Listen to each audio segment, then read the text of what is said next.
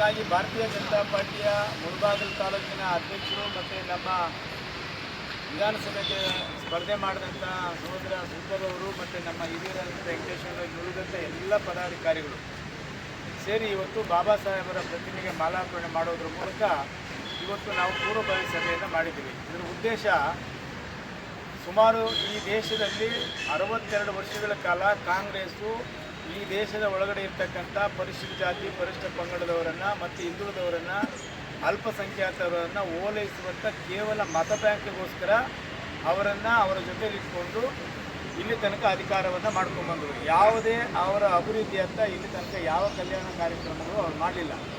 ಆದರೆ ಸ್ವಾತಂತ್ರ್ಯ ಬಂದ ನಂತರ ಸ್ವಾತಂತ್ರ್ಯ ಪೂರ್ವದಲ್ಲಿ ಈ ದೇಶಕ್ಕೆ ಸಂವಿಧಾನ ಕೊಡಬೇಕಂತ ಹೇಳಿದರೆ ಸಂವಿಧಾನದ ಕರಡು ಸಮಿತಿಯ ಅಧ್ಯಕ್ಷರಾಗಿ ಬಾಬಾ ಸಾಹೇಬ್ ಅಂಬೇಡ್ಕರ್ ಅವರು ಆಯ್ಕೆಯಾದ ಮೇಲೆ ಅವ್ರಿಗೆ ಕೊಟ್ಟಂಥ ಗಡುವೆ 3 ವರ್ಷ ಏನಿತ್ತು, ಆ 3 ವರ್ಷದ ಒಳಗಡೆ 2 ವರ್ಷ 11 ತಿಂಗಳು 18 ದಿವಸಗಳ ಅವಧಿಯಲ್ಲಿ ಈ ದೇಶಕ್ಕೆ ಸಂವಿಧಾನವನ್ನು ಕೊಟ್ಟರು. ಪ್ರಪಂಚದ 60 ದೇಶಕ್ಕೆ ಹೆಚ್ಚಿನ ದೇಶಗಳಲ್ಲಿ ಪ್ರವಾಸವನ್ನು ಮಾಡಿ ಎಲ್ಲ ಸಂವಿಧಾನಗಳನ್ನು ಅಧ್ಯಯನ ಮಾಡಿ ಅವರು ಈ ಸಂವಿಧಾನವನ್ನು ಕೊಟ್ಟಂಥದ್ದು ನಮ್ಮ ದೇಶಕ್ಕೆ ಬಾಬಾ ಸಾಹೇಬ್ ಅಂಬೇಡ್ಕರ್ ಅವರು. ಅದರ ಅಡಿಯಲ್ಲೇ ಇವತ್ತು ನಮ್ಮ ದೇಶ ಎಲ್ಲ ರಾಜ್ಯಗಳು ಮತ್ತು ಈ ದೇಶ ಆಡಳಿತ ಮಾಡ್ತಾ ಇದೆ.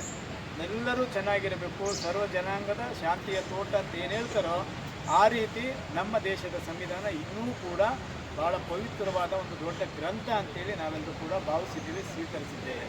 ಸಂವಿಧಾನವನ್ನು ಅಷ್ಟೇ ನಮಗೆ ನಾವೇ ಅರ್ಪಣೆ ಮಾಡಿಕೊಂಡಿದ್ದೀವಿ ಅಂತ ಅವತ್ತೇ ಹೇಳಿದ್ದೀವಿ.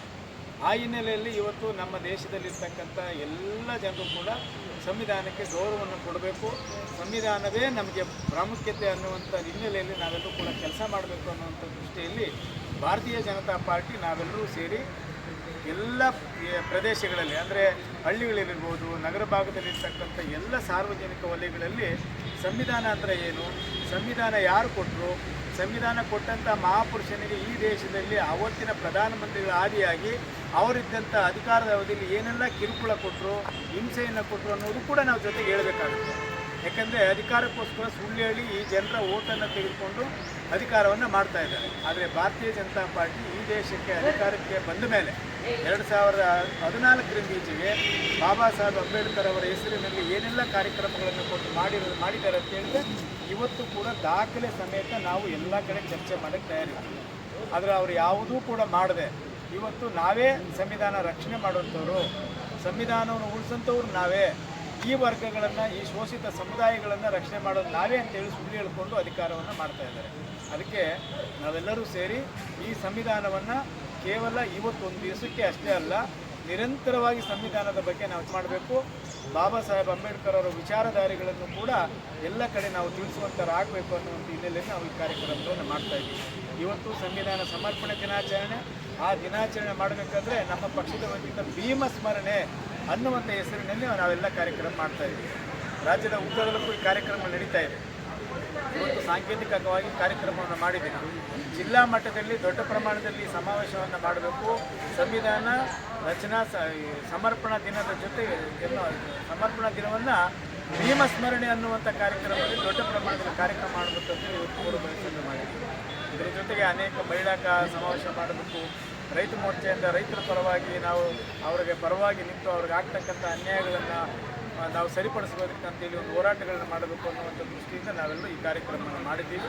ಅದಕ್ಕಾಗಿ ಈ ಸಭೆ ನೀವೇನೋ ಕೇಳೋದಿಲ್ಲ. ವಿಶೇಷವಾಗಿ ಏನು ಕಾರ್ಯಕರ್ತರ ಸಭೆ BJPಯ ತಾಲೂಕು ಮಟ್ಟದಲ್ಲಿ ಸಭೆಗಳು ನಡೀತಾ ಇದೆ. ಸ್ವಲ್ಪ ಕಾರ್ಯಕರ್ತರು ಕುಂಠಿತವಾಗಿದ್ದಾರೆ. ಮೈತ್ರಿ ಅಂದ್ಕೊಂಡು ನೀವು ಕಾರ್ಯಕರ್ತರನ್ನ ಯಾವುದೇ JDSನ ಕಾರ್ಯಕ್ರಮಗಳಿಗಾಗಲಿ ಮೈತ್ರಿ ಇದೆಯಾ ಇಲ್ವಾ, ಸ್ಥಳೀಯ ಮಟ್ಟದಲ್ಲಿ ಅದು ಯಾಕೆಂದರೆ ಮುಂದಿನ ಚುನಾವಣೆಗಳಿಗೆ ಇರುತ್ತಾ ಇಲ್ವಾ ಅನ್ನೋದು ಕಾರ್ಯಕರ್ತರು ಗೊಂದಲದಲ್ಲಿದ್ದಾರೆ. ಇಲ್ಲ ನೋಡಿ, ಮೈತ್ರಿ ಅಂದರೆ NDAಗೆ ದೇಶದೊಳಗಡೆ ಯಾವ್ಯಾವ ಪಕ್ಷಗಳು ಒಕ್ಕೂಟವನ್ನು ಮಾಡ್ಕೊಂಡಿದ್ದು ಇದೆಲ್ಲವೂ ಕೂಡ ನಮ್ಮ ಪಕ್ಷದ ಹಿರಿಯರು ತೀರ್ಮಾನ ಮಾಡೋಂಥದ್ದು. ಅವ್ರೇನು ತೀರ್ಮಾನ ಮಾಡ್ತಾರೋ ಅದು ಸ್ಥಳೀಯ ಬೂತ್ ಲೆವೆಲ್ಗೂ ಕೂಡ ಅದು ಜಾರಿ ಮಾಡಬೇಕಾಗಿರುತ್ತೆ ನಮ್ಮ ಕರ್ತವ್ಯ. ಹಾಗಂತೇಳಿ ಭಾರತೀಯ ಜನತಾ ಪಾರ್ಟಿ ಸಂಘಟನೆ ಆಗಬಾರ್ದು, ಭಾರತೀಯ ಜನತಾ ಪಾರ್ಟಿಯ ನಮ್ಮ ಕಾರ್ಯಕರ್ತರಿಗೆ ಅಧ್ಯಕ್ಷರುಗಳಿಗೆ ಪದಾಧಿಕಾರಿಗಳಿಗೆ ಶಕ್ತಿ ಇಲ್ಲ, ಅವರು ಹೋಗಿದ್ದಾರೆ ಅನ್ನುವಂಥದ್ದು ಏನಿಲ್ಲ. ಅವರಿಗೆ ನಮ್ಮ ಪಕ್ಷದಿಂದ ಪಕ್ಷದಲ್ಲಿ ಏನು ಜವಾಬ್ದಾರಿ ಕೊಟ್ಟಿದ್ದಾರೋ ಅದು ಮುಳಬಾಗಿಲು ತಾಲೂಕು ಇರ್ಬೋದು, ಬೇರೆ ಯಾವುದೇ ತಾಲೂಕು ಇರ್ಬೋದು, ಅಲ್ಲಿ ಎಷ್ಟು ಜವಾಬ್ದಾರಿ ಇದೆ ಅಷ್ಟೇ ಜವಾಬ್ದಾರಿ ಇದೆ. ನಮ್ಮ ಕಾರ್ಯಕರ್ತರು ಯಾವತ್ತೂ ಎದೆಗುಂದೋದು ಬೇಡ. ನಮ್ಮ ಪಕ್ಷವನ್ನು ಕಟ್ಟುವಂಥದ್ದಕ್ಕೆ ಇದು ಭಾಳ ದೊಡ್ಡ ರಾಷ್ಟ್ರೀಯ ಪಕ್ಷ. ನಾವು ಆ ಮೈತ್ರಿ ಅನ್ನುವ ಮಾತುಗೋಸ್ಕರ ನಾವು ಹಿನ್ನಡೆ ಆಗೋದು ಏನು ಬೇಕಾಗಿಲ್ಲ. ಇನ್ನು ನಾಯಕರುಗಳು ಏನು ತೀರ್ಮಾನ ಮಾಡ್ತಾರೆ ನೋಡೋಣ. ಇನ್ನು ಅವರು ಏನು ತೀರ್ಮಾನ ಅದರಂತೆ ನಾವು ಹೋಗಬೇಕಾಗಿದೆ. ಪಕ್ಷವನ್ನು ಗಟ್ಟಿಗೊಳಿಸ್ಬೇಕಂದ್ರೆ ನಮ್ಮ ಕರ್ತವ್ಯ. ಯಾರು ಕೂಡ ಭಯ ಪಡುವಂಥ ಅಗತ್ಯ ಇಲ್ಲ. ಇದು ನಮಗೆ ಅಧಿಕಾರನೇ ಸಿಕ್ಕಲ್ಲ, ನಮಗೇನು ನಾವು ಹಿಂಗೆ ದುಡಿತಾನೆ ಇರಬೇಕಲ್ಲ, ನಾವು ಪಕ್ಷ ಕಟ್ಟೋದು ಹೇಗೆ, ನಮ್ಗೆ ಯಾರು ಗೌರವನ ಕೊಡಬೇಕು, ಕೊಡ್ತಾ ಇಲ್ವಲ್ಲ ಅನ್ನುವಂಥವ್ರು ಏನು ಬೇಕಾಗಿಲ್ಲ. ಪಕ್ಷ ನಮ್ಮ ಪಕ್ಷದ ಕಾರ್ಯಕರ್ತರ ಜೊತೆಲಿದೆ, ಪದಾಧಿಕಾರಿಗಳ ಜೊತೆ ಇದೆ.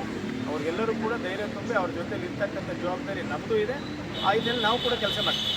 ಸರ್, ಪಕ್ಷದ ಕಾರ್ಯಕರ್ತರಲ್ಲಿ ಏನಾದರೂ ಒಂದು ಸಮಾಜದಲ್ಲಾಗ್ಬೋದು, ಅವರ ವೈಯಕ್ತಿಕ ಆಗ್ಬೋದು, ಮತ್ತು ಯಾವುದೋ ಒಂದು ಸರ್ಕಾರದ ಮಟ್ಟದಲ್ಲಿ ಆಗ್ಬೋದು, ಏನೋ ಒಂದು ಪ್ರಾಬ್ಲಮ್ ಆದರೆ ಯಾವ ನಾಯಕರಿದ್ದಾರೆ ಇಲ್ಲಿ ಅಂತ ಒಂದು ಗೊಂದಲ ಇದೆ ಸರ್ ಕಾರ್ಯಕರ್ತನಿಗೆ.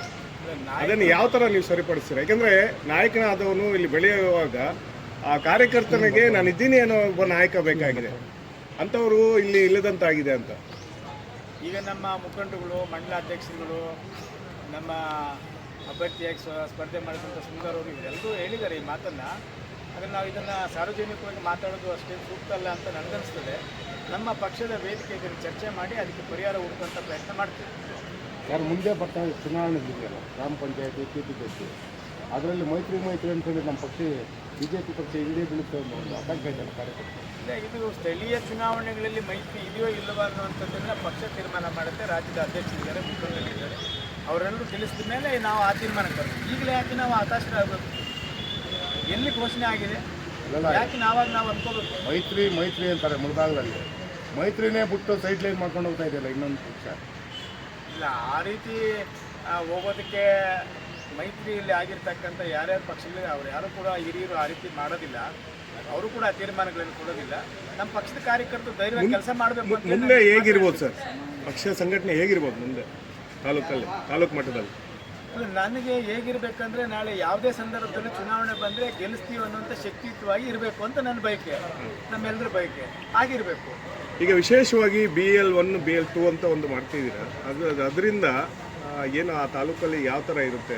BLA1 ಅಂತ ಹೇಳಿದ್ರೆ ಈ ತಾಲೂಕಲ್ಲ ಒಬ್ಬರು BLA1 ಅಂತ ಅದನ್ನು ಆಯ್ಕೆ ಮಾಡೋದು ನಮ್ಮ ರಾಜ್ಯಾಧ್ಯಕ್ಷರು ನಮ್ಮ ವಿಶ್ವನಾಥ್ ರೆಡ್ಡಿ ಅವರನ್ನ ಆಯ್ಕೆ ಮಾಡಿದ್ದಾರೆ ಈಗಾಗಲೇ. BLA2 ಅಂದರೆ ಪ್ರತಿ ಬೂತಲ್ಲೂ ಕೂಡ ಆ ಮಟ್ಟದಲ್ಲಿ BLA2ಗಳನ್ನು ಆಯ್ಕೆ ಮಾಡ್ತಾರೆ. ಅವ್ರ ಜವಾಬ್ದಾರಿ ಆ ಬೂತ್ ಮಟ್ಟದಲ್ಲಿ ಏನೇನು ಆ ಚುನಾವಣೆಗೆ ಸಂಬಂಧಪಟ್ಟಾಗೆ, ಮತದಾರ ಪಟ್ಟಿಗೆ ಸಂಬಂಧಪಟ್ಟಾಗೆ ಸೇರಿಸೋಂಥದ್ದು, ತೆಗೆಸೋಂಥದ್ದು, ಏನಾದರೂ ನ್ಯೂನತೆಗಳು ಬಂದರೆ ಅದೆಲ್ಲ ಸರಿ ಮಾಡ್ತಕ್ಕಂಥ ಜವಾಬ್ದಾರಿ ಅವ್ರ ಮೇಲಿದೆ. ಅದಕ್ಕಾಗಿ ನಮ್ಮ ಪಕ್ಷದ ಸೂಚನೆ ಇದೆ, ಅದಕ್ಕೊಂದು ಕಾರ್ಯಾಗಾರ ಆಗಬೇಕು, ಆ ವಿಷಯಗಳೆಲ್ಲ ತಿಳ್ಕೊಂಡ ನಂತರ ಅಧಿಕಾರಿಗಳ ಹತ್ರ ಹೇಗೆ ಸಂಪರ್ಕ ಮಾಡಿ ಅದನ್ನು ಬಗೆಹರಿಸಬೇಕು ಅಂತೇಳಿ ಹೇಳ್ಕೊಡೋದೇ ಅದೊಂದು ಕಾರ್ಯಾಗಾರ. ಅದು 29ನೇ ತಾರೀಕು ಇಲ್ಲೇ ನಡೀತದೆ. ಧನ್ಯವಾದ.